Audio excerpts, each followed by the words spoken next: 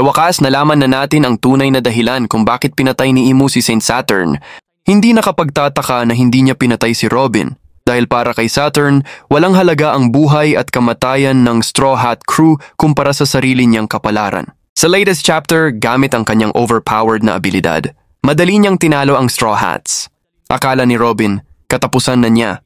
Pero laking gulat niya nang hindi siya sinaktan ni Saturn at pinakawalan pa sila. Dahil dito, maraming fans ang nagtaka. Bakit nga ba pinalampas ni Saint Saturn si Robin?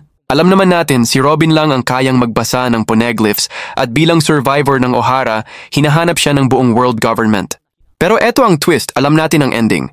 Mamamatay si Saint Saturn sa Elbaf Arc, pinatay ng isang parot na mas malakas pa sa mga Navy Admiral. Pero ang tanong, bakit siya pinatay? Sabi ng iba, dahil daw nakatakas si Luffy. Pero kung iisipin, ilang beses na bang nakatakas si Luffy sa kamay ng Navy? Hindi naman siya agad pinapatay dahil lang doon. Ang totoo, mula sa takot sa mukha ni Saint Saturn, makikita mong may mas malalim na dahilan.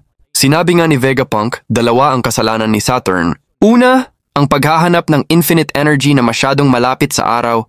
Ito yung tinatawag na Mother Flame. Alam natin kung gaano kalakas ito. Isang hampas lang kayang burahin ang buong bansa, katulad ng nangyari sa Lulusia. Pangalawa, ang pag-unawa sa totoong kasaysayan ng mundo.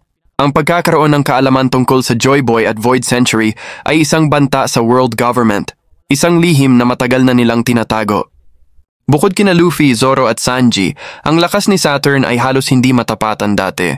Pero matapos siyang talunin ng Straw Hats, hindi na siya lumaban ulit kahit kay Robin na gusto niyang patayin dati. Ibig sabihin, may mas mahalagang bagay siyang kailangang tapusin. Sa mga sumunod na eksena, nakita natin na natagpuan ni Saint Saturn ang Mother Flame at sinira pa niya ang isang Denden Mushi. Pero kahit sinira niya yon, nagpapatuloy pa rin ang live broadcast. Doon niya na-realize na malalantad ang katotohanan ni Vegapunk.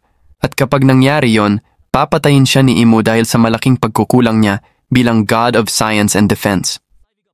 Alam ni Saturn sa puso niya kapag lumabas ang buong katotohanan, wala na siyang takas kay Imu. Kaya pinakawalan niya si Robin, umaasang mapuputol ang broadcast. Pero sa kasamaang palad, hindi niya nagawa.